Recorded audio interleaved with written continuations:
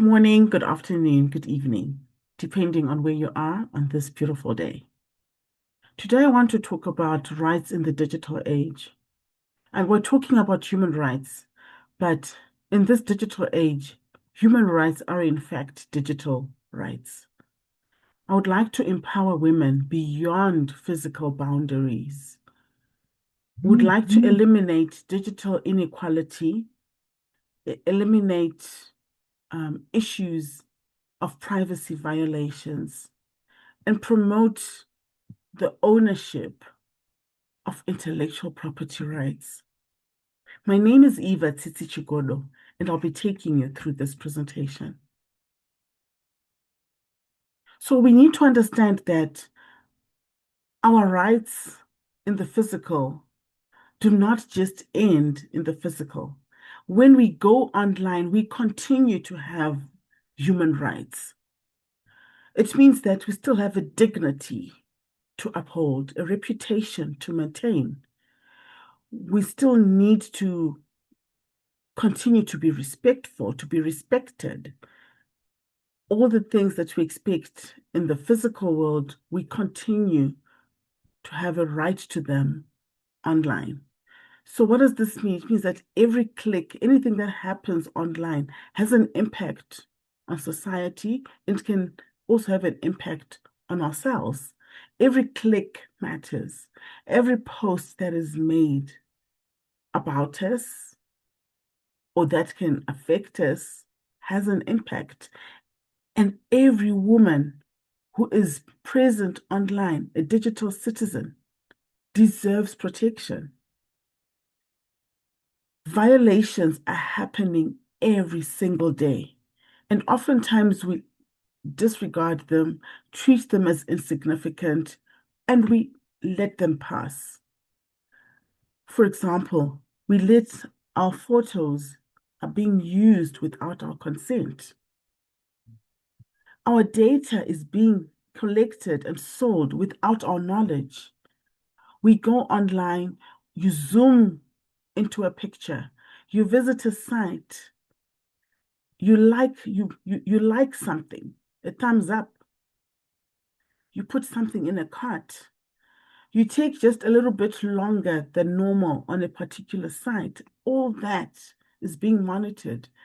We are in a data-hungry world, and we have organizations that will do anything to get a grab of your data. We are being harassed, forced into silence even sometimes, where women decide to stay silent online, to be non-present in the digital world because of fear of being targeted, fear of being abused verbally, because the digital world is creating some hostile environments that prevent women being expressive, that actually promote women to stay offline, to be timid. Intellectual property rights are being violated all the time. We have women who have come up with creative content, great innovations that have been copied and replicated and improved on with zero mention of them, no dollar going to their pockets, no recognition at all for our digital contributions. But this is the reality that we need to face, that these are not just online problems, they are actual fundamental digital right violations. They are human right violations. And this is an unacceptable trade. Over and over again, we see women giving up pieces of themselves on the internet just so that they get connectivity, just so that they access a certain piece of information. What are we doing by doing that? We are trading our safety for digital connectivity. Consider the fertility apps, for example. Women give up all sorts of deep, sensitive, private information so that they can bear the benefits of the apps. There is a false choice there where women think that it's either I get the connectivity or I give up my safety. Because by giving up your details, you are in fact possibly exposing yourself. Because all that data that you give up, whilst those organizations are using it supposedly to provide, and most of them very well intentioned, to provide a better service for you, that data is being kept in databases that can actually be breached. And that means that your data becomes exposed, you're vulnerable. It should not be a choice. We deserve, in fact, to have both the safety and the connectivity. Let me just share a few violations that we're probably, you know, experiencing, but we're letting them go, letting them pass. Privacy breaches, I mentioned, our actions. We've got many apps that insist on geolocation, for example, that we have to activate geolocation. That means wherever we go, wherever we are, we are being tracked. That's a privacy breach in a sense. Harassment, cyber abuse, women abused, body shaming, opinions that they voice out sometimes are ridiculed online, the thumbs down, the bruise, and all that online. That's harassment. These are common violations. Identity theft, where sometimes somebody will actually get your credentials and they can impersonate you, pretending to be you, talking to somebody else online, and usually for criminal purposes. Content theft, I've talked about this. You come up with great innovations and no credit, no dollar comes back to you. Let us make this clear. Digital rights are, in fact, human rights. Privacy, we have a right to privacy. We have a right to safety.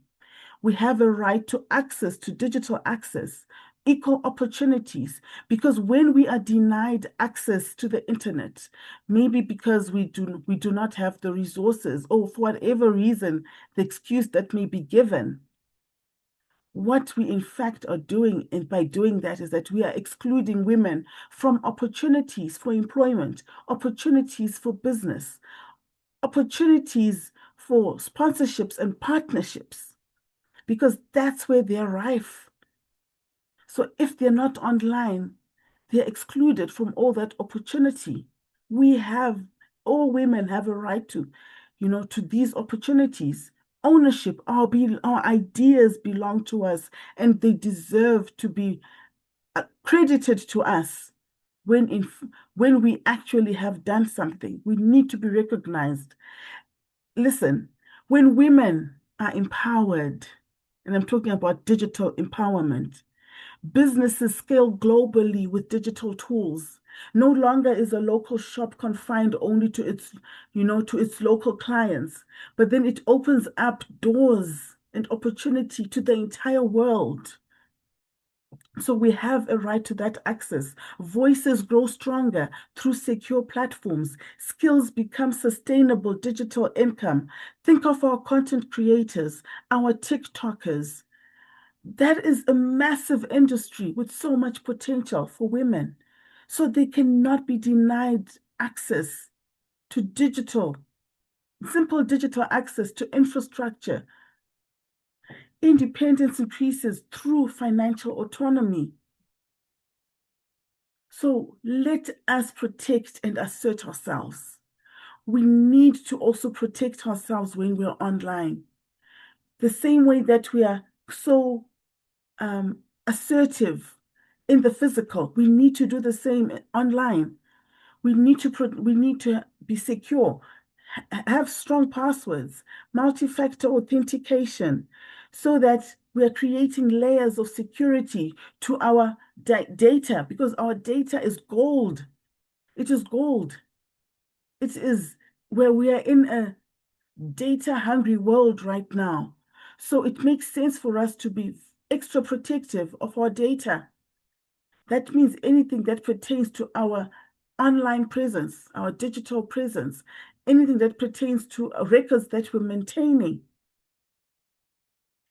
have several layers, the same way that we have locks on the door. We have windows that are locked. We have burglar bars. We have CCTV. We have dogs. We have a fence. We have a gate that is locked.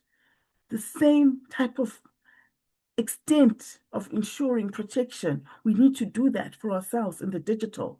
Claim your rights, credit your work, and speak up when you're violated. If you do not speak up, how can people help? Please, women, let's take action. Report abuse. Produce evidence. Refuse to remain silent. We need to have a cultural shift where we move from the culture of just staying safe, where that is an individual burden. Governments need to step into this, take this seriously, and ensure that we are moving to a be protected type of culture where the burden now lies on platforms and laws to ensure that human beings and women are protected when they are online. The onus should not just be on the woman to ensure that she stays safe. Because when we do that, that's when she makes a decision to say, I'd rather not be online at all and be safe. What we're saying is we need platforms and laws that ensure that women and people are protected when they go online. So know it, name it, challenge it, know your digital rights, name violations where they happen, challenge systems that fail to protect women, voice it out, do not be silent. We are not just users of technology. We are builders. We are leaders. We are owners. And we deserve to be safe, seen, heard, and protected. Thank you very much.